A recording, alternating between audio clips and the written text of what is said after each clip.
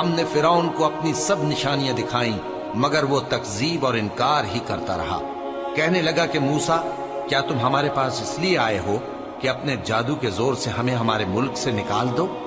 تو ہم بھی تمہارے مقابل ایسا ہی جادو لائیں گے، تو ہمارے اور اپنے درمیان ایک وقت مقرر کر لو کہ نہ تو ہم اس کے خلاف کریں اور نہ تم، اور یہ مقابلہ ایک ہموار میدان میں ہوگا۔ موسیٰ نے کہا کہ آپ کے لیے یوم زینت کا وعدہ ہے، اور یہ کہ لوگ اس روز دن چڑھے اکٹھے ہو جائیں۔ تو فرعون لوٹ گیا اور اپنے سامان جمع کر کے پھر آیا۔ موسیٰ نے ان جادوگروں سے کہا کہ یہ تمہاری بربادی ہوگی، اللہ پر جھوٹ نہ باندھو، وہ تمہیں عذاب سے فنا کر دے گا، اور جس نے جھوٹ باندھا وہ نامراد رہا۔ تو وہ باہم اپنے معاملے میں جھگڑنے اور چپکے سرگوشی کرنے لگے۔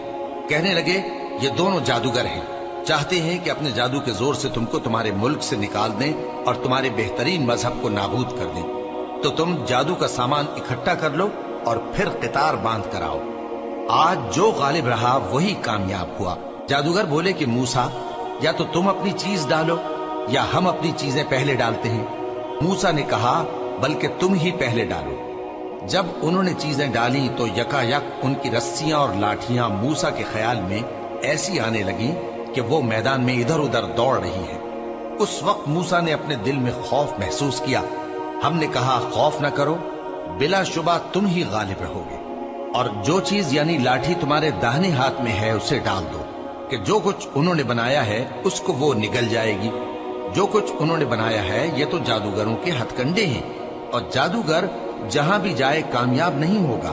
اس پر جادوگر سجدے میں گر پڑے، کہنے لگے کہ ہم موسیٰ اور ہارون کے پروردگار پر ایمان لائے۔